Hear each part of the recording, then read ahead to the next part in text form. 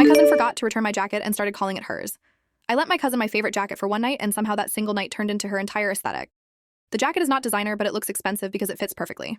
I found it years ago, tailored the sleeves, replaced the buttons, and stitched a tiny cloth label inside with my name and the year. I do that because I am forgetful, and because borrowed clothes tend to disappear. She promised she would wear it carefully and return it the next day. The next day became next week. Next week turned into excuses. Then she started acting annoyed, like I was bothering her by asking for my own jacket back. A couple weeks later, I saw her wearing it in an Instagram photo. The caption said, "New staple, obsessed."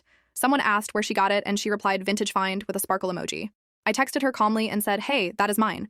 She laughed it off and said, "It is just a jacket." Then she tried to gaslight me, saying maybe we have similar ones, maybe she never borrowed it, maybe I was dramatic.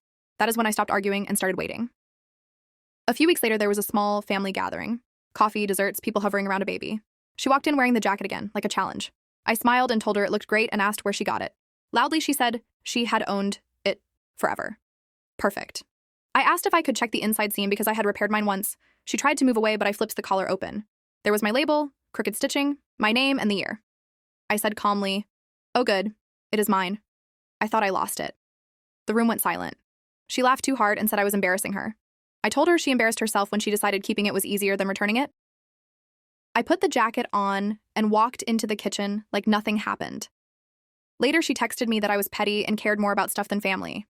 I told her I cared about basic respect. The funny part is, she knew the whole time that my name was sewn inside. Now the jacket is back in my closet. Every time I wear it, I remember that sometimes the quietest proof is the strongest. Boundaries matter, especially with family, and I am very comfortable keeping mine stitched in place. What still amazes me is how confident she was while lying. She wore it in front of me, posted it online, and acted offended when I noticed. It stopped being about the jacket and became about whether I would back down to keep the peace. I did not raise my voice or make a scene. I let the facts speak. Since then, she has not borrowed anything from me, which honestly feels like a bonus. Some relatives said I should have handled it privately, but I tried that first. She ignored me until there was an audience. I did not steal it back or explode. I just waited, smiled, and let a tiny fabric label do all the work. Now the jacket hangs exactly where it always did. It smells like home and fits like it was made for me.